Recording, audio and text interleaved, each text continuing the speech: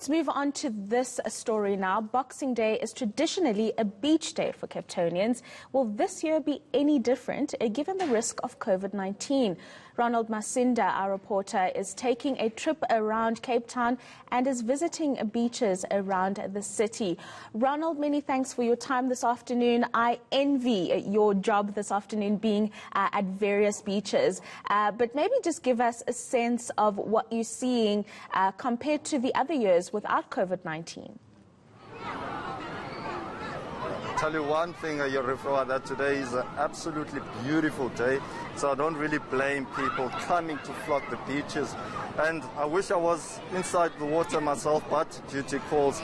But since we've been here, we saw quite a number of beaches, empty beaches, which many would say that people have really started to think that perhaps it's safer to stay at home and rather go to the beach.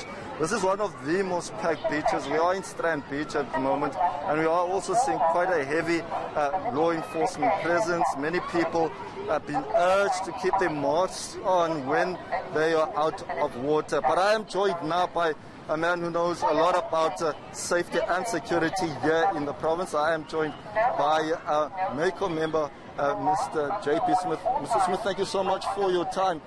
You will be visiting several beaches today. Talk us through about what you've seen initially. So I think the beaches on Camp Space side behind the mountain, a little bit fuller. There were about 3,500, 4,000 people there already just when we started the conversation. But the beaches on the False Bay side, a little bit emptier. Maybe there's stronger wind this morning, and there's forecast again to be stronger wind this afternoon. But as you can feel, it's actually quite pleasant here. It's not unpleasant. And we're expecting a bit more numbers to come, but reasonably quiet. Normally in the average year, with this kind of weather, this beach would have been packed by now. So I think some people are listening and are choosing not to come to the beach. And when they do, you'll see, I'm quite impressed, most people, when they're not swimming, are wearing their masks. And when they're going to the water, they're taking off. Family units are generally sitting together, and they're together in any case at home. So I think mostly people are listening. They are sanitizing. They're keeping their distance mostly. So we have quite a lot of resources here looking after this. Outside, you saw the Identikids workers tagging the children that they come so that they don't get lost. Our disaster management service is very visible with our volunteers, talking to people, loud hailing. We will engage people when we see them being irresponsible.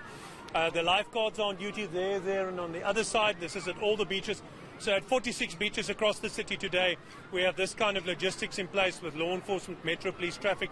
And as the beaches fill up, when the beach manager who's standing here sees that reaches a point where social distancing is no longer easily doable, we will then shut access.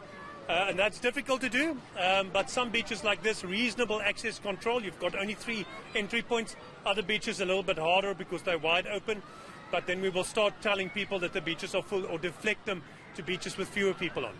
Let's talk a little bit about those identity kids, because it's always absolutely heartbreaking to find perhaps a child that has gone missing at the beach. Have there been any other incidents of that sort since the beginning of the festive season? No, sir. I can say that this year that is looking a bit better because of the lower numbers. I suspect this is the first of the big days. The 2 really bad days is always the 26th, and then obviously the weekend with it now. So tomorrow is likely also to be busy, and then of course the first, that New Year's Eve that falls over a long weekend. And of course the President's going to announce some regulations, so we want to see how that impacts on what we have to enforce and how that works. But yes, it can be bad. There are days here when you can go to Musenberg Pavilion and find 30, 40 children separated from their families, with the officers picking the kids up, walking with them, loud hailing to find the parents. That can become quite a mission because these kids get irritated, they start crying. It becomes quite challenging to manage. So this year not so seeing, but the Identikids program has helped a lot to minimize that. Drownings are of course the big issue this time, and alcohol plays a major role in that. So we've got very aggressive alcohol enforcement at the moment. We don't allow any alcohol onto the beach. You saw the officers at the entrance as you bring your vehicle on or as you walk on, checking cooler bags, checking for alcohol bottles, checking for people who are coming to the beach under the influence of alcohol, because that's a major source of drownings. We have, touched wood, not had any drownings yet. We want to keep it as a drown-free festive season. Hopefully we can keep it that way, and that's really up to the people to work with us. Listen to the lifeguards, obey the staff that give you instructions. They're not doing so for spite. They're doing so to make sure everybody is safe. So no drownings so far. All right, Mr. Smith, that's where we have to leave it. Rifiwe, we also spoke to the police commissioner here in the province, Mrs. Yoli Samatakata, also saying that the police are also doing their utmost best to ensure that people comply, to ensure that people are safe this festive season. Because as you heard from JP Smith, there are quite a number of incidents.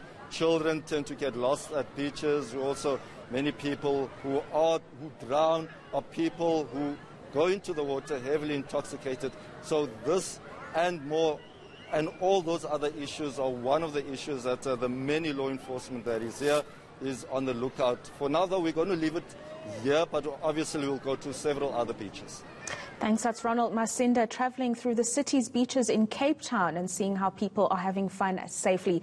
I certainly would love to have had my toes in that beautiful water at the beach, but perhaps next year.